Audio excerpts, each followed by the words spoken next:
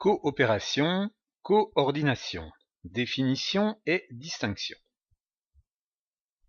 Coopérer, c'est opérer ensemble. C'est agir à plusieurs pour un objectif commun. Exemple, un groupe d'amis qui participent au déménagement d'un des leurs coopèrent pour vider le logement de ses meubles et les transporter vers le nouvel appartement. Lorsque plusieurs personnes agissent ensemble, lorsqu'elles coopèrent, la question de la coordination se pose pour assurer la cohérence de l'action commune. Coordonner, c'est organiser l'agir ensemble, c'est-à-dire se mettre d'accord sur qui fait quoi, dans quel ordre, dans quel but. Si les cartons du déménagement sont sur le trottoir sans surveillance parce que le camion de transport n'est pas arrivé, il y a un manque de coordination. Dans l'action sociale, il existe deux types de coopération. La coopération interne et la coopération externe. Elles impliquent en toute logique deux types de coordination. La coordination interne et la coordination externe. On peut parler de coopération interne quand plusieurs professionnels d'un même établissement interviennent auprès d'une même personne. Exemple, dans l'établissement A, une personne bénéficie de l'aide d'un éducateur, d'un psychologue ou encore d'un enseignant spécialisé. On parle de coopération externe quand des professionnels de différents établissements interviennent auprès d'une même personne sur un territoire. Reprenons notre exemple. Outre les trois professionnels de l'établissement A, notre personne est également aidée par deux professionnels de l'établissement B et un professionnel de l'établissement C.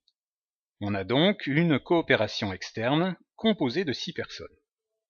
Comment, dans les deux cas, coordonner ces différents acteurs afin d'éviter les incohérences, les informations qui ne circulent pas, les conflits entre les façons de voir ou de faire, toujours préjudiciables à la personne aidée. Voyons d'abord les modalités de coordination interne. Dans les établissements, on nomme souvent un référent, chargé de rassembler les informations, de parler avec les différents intervenants et d'assurer un lien privilégié avec la personne pour garantir la cohérence. Le cadre intermédiaire est également un acteur clé pour assurer la coordination. Son lien hiérarchique lui permet de faire valoir une ligne directrice commune.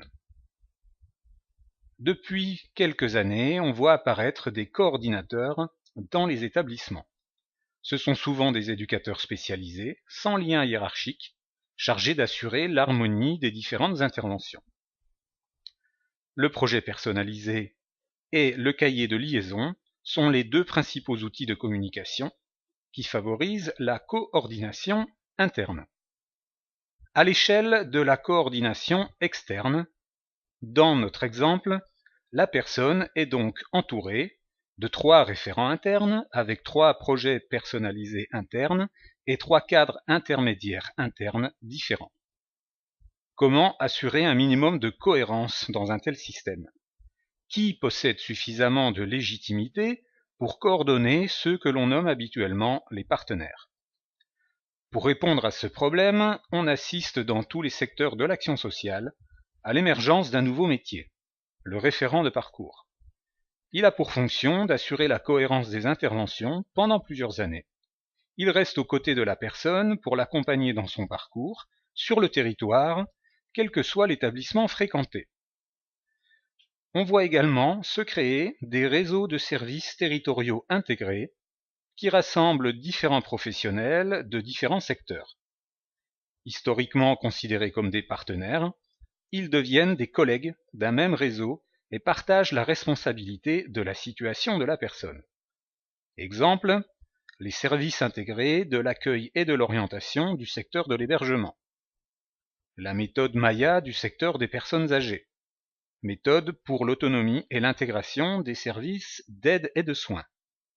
Les réseaux de santé mentaux du secteur de la psychiatrie. Les réseaux de santé du secteur sanitaire. Ou encore les maisons d'enfants à caractère social intégré de la protection de l'enfance. Dans ces partenariats de seconde génération, un dossier unique de la personne, informatisé et accessible en ligne pour tous les coopérants, est envisagé. En conclusion, la question de la coopération externe est aujourd'hui un enjeu central de l'action sociale. Un consensus existe autour du constat de l'incapacité des professionnels des différents secteurs à se coordonner sur un territoire donné, ce qui provoquerait des ruptures de parcours pour les personnes.